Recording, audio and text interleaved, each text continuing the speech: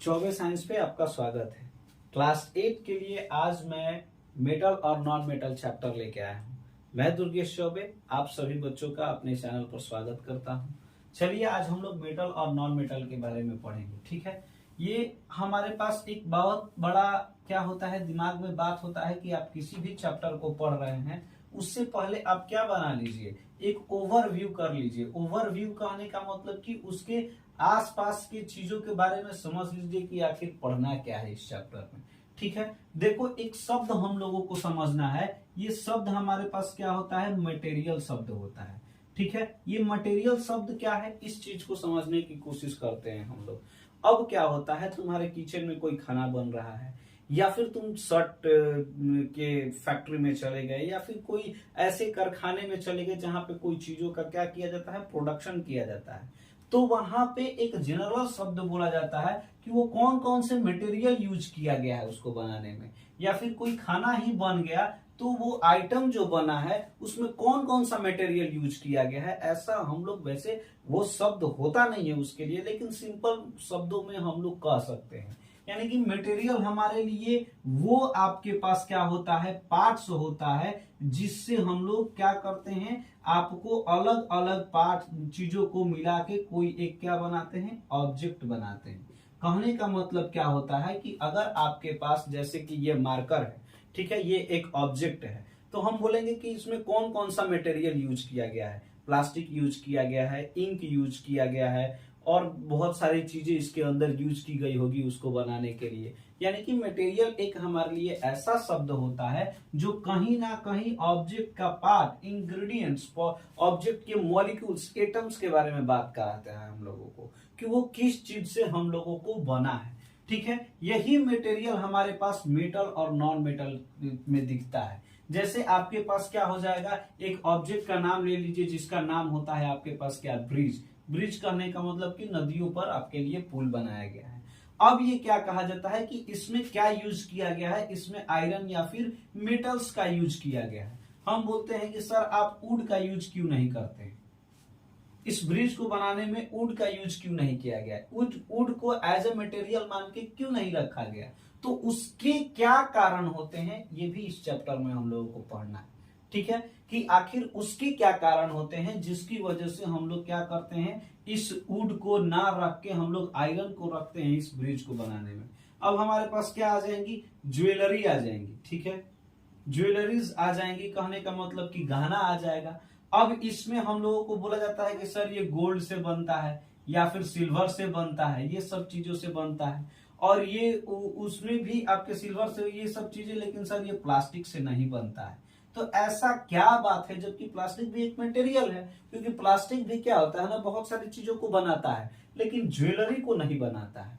तो आखिर कौन सी इसमें ऐसी गुण पाई जाती है जिसके वजह से ये कुछ ही चीजों को बनाते हैं और कुछ चीजों को नहीं बनाते हैं, या फिर किसी स्पेशल ऑब्जेक्ट को बनाने में इनका काम किया जाता है। तो उसी सारी कैरेक्टरिस्टिक्स के बारे में हम लोग यहाँ पे पढ़ने की कोशिश करेंगे, ठीक है। तो चलिए कुछ बातों को हम लोग पढ़ते हैं, समझते हैं, कुछ शब्दों को समझने का कोशिश करते हैं। जो पहला हम लोगों के पास इसमें शब्द को समझना है, यानी कि आप जिस तरीके से मटेरियल को देखें, उससे पहले भी हम लोगों को एक चीज को समझना था, जो कि हमारे पास क्या होता है, एलिमेंट होता है।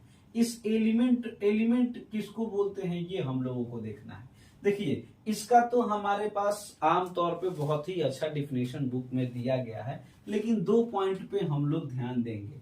हमारे लिए कहता है कि एक ऐसा सब्सटेंस, ठीक है, एक ऐसा सब्सटेंस जिसको सिंपल केमिकल रिएक्शन द्वारा नहीं तोड़ा जा सकता है, जिसको सिंपल केमिकल रिएक्शन द्वारा हम लोग ब्रेक नहीं कर सकते हैं, यानी कि तोड़ नहीं सकते हैं, उसको हम लोग क्या बोलते हैं, एलिमेंट्स बोलते हैं। या फिर ये बोला जा सकता है कि ये एक ऐसा सब्सटेंस है जो आपके लिए सिंगल एटम से बना होता है। सिंगल एटम कहने का मतलब कि एक ही प्रकार के आपके लिए क्या एटम से बना होता है, ठीक है। अब ये एटम क्या होता है सर, तो एटम हमारे लिए क्या होता है कि आपके लिए सबसे ऐसा छोटा पार्टिकल्स होता है जिससे हम लोग इस दुनिया के सारे ऑब्जेक्ट्स को बनाते हैं, यानी कि स्मॉलेस्ट पार्टिकल्स जिसको यूज करके हम लोग इस दुनिया के सारे ऑब्जेक्ट को बनाते हैं, उसी को हम लोग क्या बोलते हैं,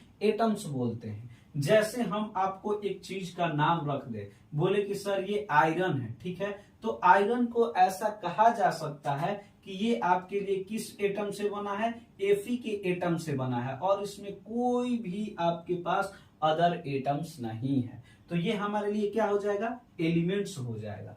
लेकिन वहीं पे बोल दें हम कि एक हमारे पास ऑब्जेक्ट है, ऐसा बनता है कि नहीं बनता है वो दूसरी बात है, लेकिन एक हमारे पास ऑब्जेक्ट है जो आपको क्या बना है, Fe ले लिया है और O ले लिया है, यानी ऑक्सीजन का भी एटम्स ले लिया है और आपके पास आयरन का भी एटम ले लिया है।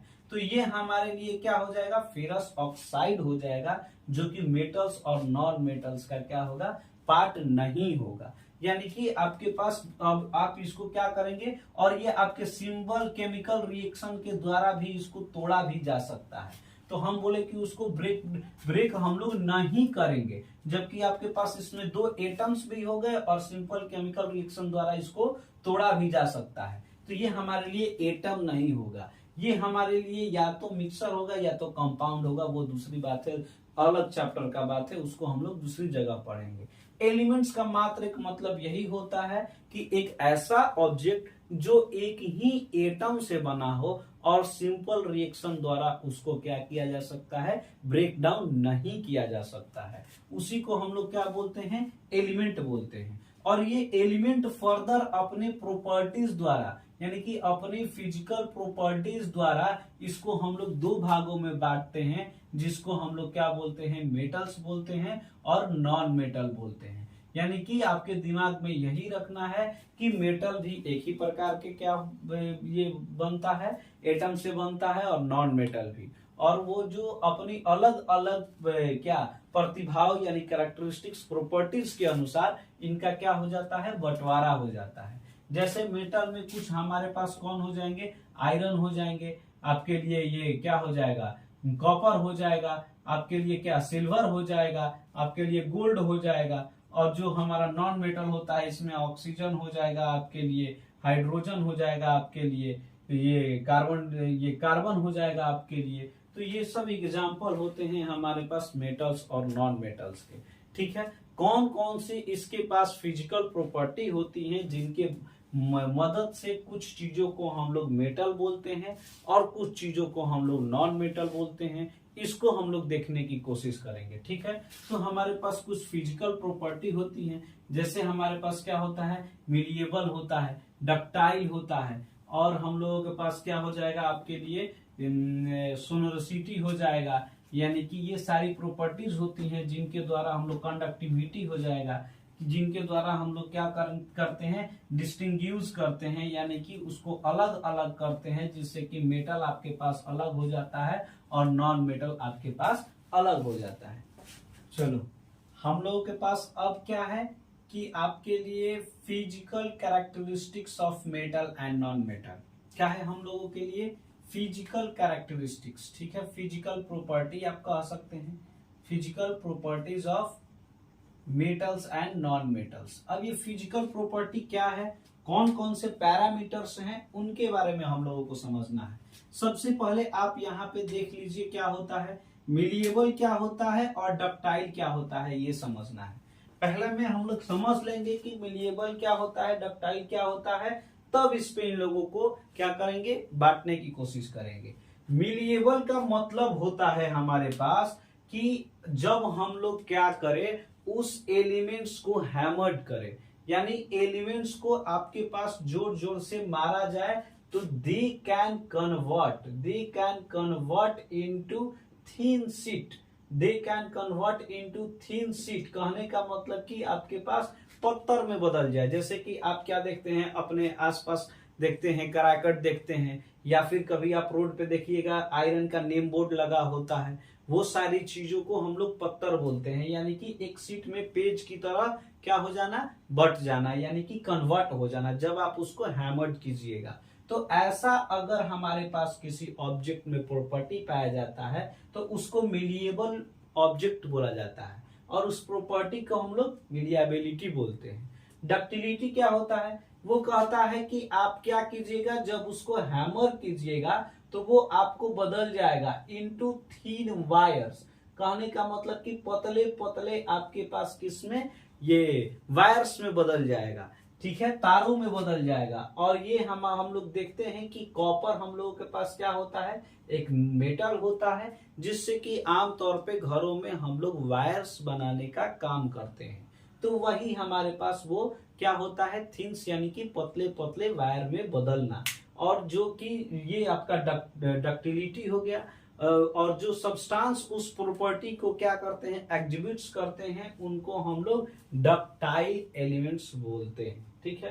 कंडक्टिविटी क्या होता है? कंडक्टिविटी वो प्रॉपर्टी होती है जिसके द्वारा एक एलिमेंट्स अपने अंदर क्या किस किस चीज को, हीट और इलेक्ट्रिसिटी को क्या करता है, कंडक्ट करता है, यानी कि अलाउ करता है टू पास थ्रू देम। तो हम लोग ऐसे प्रॉपर्टी को कंडक्टिविटी बोलते हैं। और जो ऑब्जेक्ट, जो एलिमेंट्स इस प्रॉपर्टी को एग्जिबिट्स करते हैं उनको हम लोग कंडक्टर बोलते हैं। तो आपका मेटल्स क्या होता है, कंडक्टर होता है।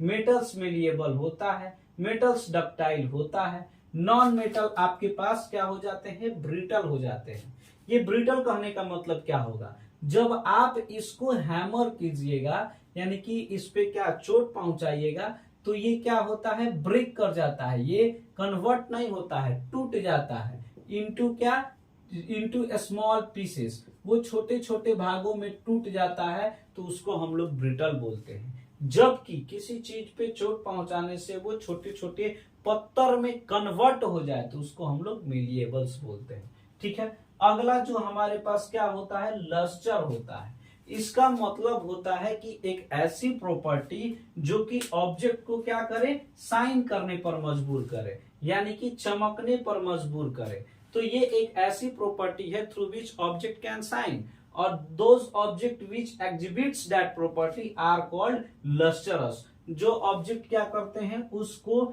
एग्जिबिट्स करते हैं, उनको हम लोग लस्टरस बोलते हैं। जो कि मेटल ऐसा करता है और नॉन मेटल आपके लिए नहीं करता है। डल कहने का मतलब कि उसमें चमक नहीं है, वो बहुत ही क्या, एक ब्राइटनेस के तौर पे वो बहुत ही सूखा हुआ ये है, उसमें से चमक नहीं निकलती। दूसरा हमारे पास क्या होता है, सोनोरिटी होता है। It is also a property through which an object exhibits a ringing sound. यानी कि हमारे पास ये भी एक ऐसी प्रकार की प्रॉपर्टी होती है जिसके द्वारा एक ऑब्जेक्ट क्या करते हैं, रिंगिंग साउंड अपने तरफ से बाहर निकालते हैं। अगर वो ऐसा जो ऑब्जेक्ट करता है उसको हम लोग सोनोरस बोलते हैं, और उस प्रॉपर्टी को हम लोग सोनोरिटी बोलते हैं, जो कि आपके लिए मेटल करता है और नॉन मेटल नहीं करता है। स्ट्रेंथ देखो हमारे पास क्या हो जाएगा, स्ट्रेंथ और हार्डनेस में थोड़ा सा बच्चों को कंफ्यूजन हो जाता है। स्ट्रेंथ हमारे लिए होता है यानी ऑब्जेक्ट्स की वो गुण, एलिमेंट्स का वो गुण जो कि एक अपने अंदर क्या करता हो, वेट को यानी कि भारी को क्या करता है कि उसको, जैसे कि हम लोगों के पास कितना आप वेट अपने रख सकते हैं बिना क्या हुए, टूटे फूटे या फिर बिखरे हुए। स्नैपिंग वर्ड यूज किया जाता है, यानी कि आप पर कितना भी वजन दे दिया जाए तो आप बिखर नहीं रहे हैं, टूट नहीं रहे हैं, उस प्रॉपर्टी को हम लोग स्ट्रेंथ पर लेते हैं, ठीक है। हार्डनेस और सॉफ्टनेस क्या होता है, हार्डनेस कहने का मतलब किसी चीज को आसानी से काट देना, तोड़ देना, ये सब चीजें उसकी हार्डनेस पे, या फिर दबा देना, ये सब चीजें, कंप्रेसिबिलिटी जो होती है वो हार्डनेस का पार्ट होता है। तो हमारे पास जो स्ट्रेंथ होता है वो मेटल का हाई टेंसाइल होता है, आप सोडियम और पोटेशियम को छोड़ के, ठीक है। नॉन मेटल आपके लो टेंसाइल होते हैं, आप इनको वजन दीजिएगा ये टूट जाएगा। जैसे लोहा पे आप ज्यादा वजन दे सकते हैं लेकिन लकड़ियों पर आप कम वजन दे सकते हैं। तो ये हमारे पास चीजें होती हैं। हार्डनेस हमारे लिए क्या हो जाएगा, जनरली हार्ड यानी कहने का मतलब कि आप मेटल्स को आसानी से दबा नहीं सकते हैं, आसानी से काट नहीं सकते हैं, उसको आसानी से तोड़ा नहीं जा सकता है, वो कहीं ना कहीं हमारे लिए हार्ड होता है। यहाँ पर कह रहा है कि सॉलिड मेटल्स क्वाइट सॉफ्ट, यानी कि सॉलिड नॉन मेटल्स भी आपके लिए क्या होते हैं, सॉफ्ट होते हैं, किसको छोड़ के? डायमंड्स को छोड़ के। डायमंड हमारे लिए इस दुनिया का सबसे हार्डेस्ट सब्सटेंस है, जबकि नॉन मेटल में पाया जाता है, जो कि आपके लिए अमूमन सॉफ्ट होते हैं, लेकिन उसका एक भाई बहुत ही ज्यादा मजबूत होता है। एक बार आप लोग इस चीजों को देख लीजिए, समझ लीजिए। अगले वीडियो में हम लोग chemical properties of metals and non metals को पढ़ेंगे।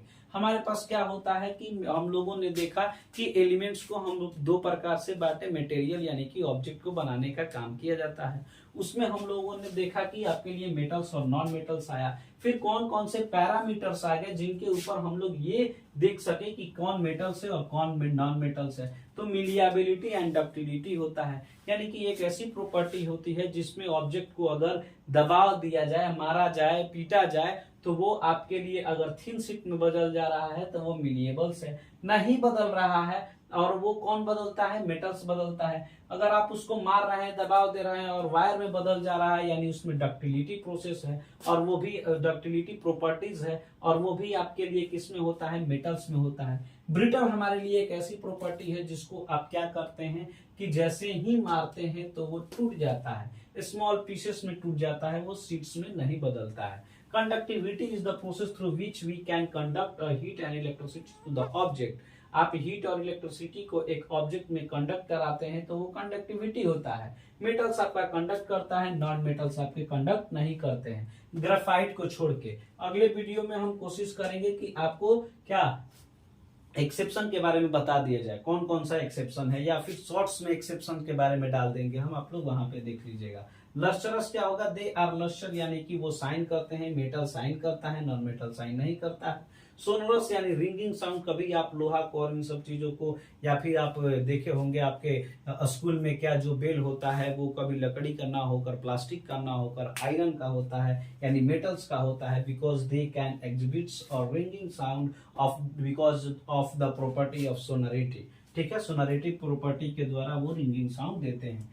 स्ट्रेंथ उसके पास, यानी हाई टेंसाइल स्ट्रेंथ, कहने का मतलब वो बहुत ज्यादा वजन को अपन भाप सकता है, रख सकता है। जो नहीं रख सकता है वो लो टेंसाइल स्ट्रेंथ है। और हार्डनेस। तो इस तरीके से हम लोग मेटल और नॉन मेटल के फिजिकल प्रॉपर्टी को देख लिए। आपके पास कोशिश किया जाएगा कि शॉर्ट्स में उसको ये क्या कह सकते हैं, एक्सेप्शन को डाल दिया जाए, और अगला केमिकल प्रॉपर्टीज ऑफ मेटल को हम लोग पढ़ेंगे। ठीक है, तो और वीडियो अच्छा लगे तो जरूर अपने दोस्तों तक शेयर करो आप लोग, और सपोर्ट करो दुर्गेश सर को, और लोगों को बताओ कि ये आपके लिए एक अच्छा प्लेटफॉर्म है जहां पे आप साइंस को सीख सकते हैं। That's all, thank you.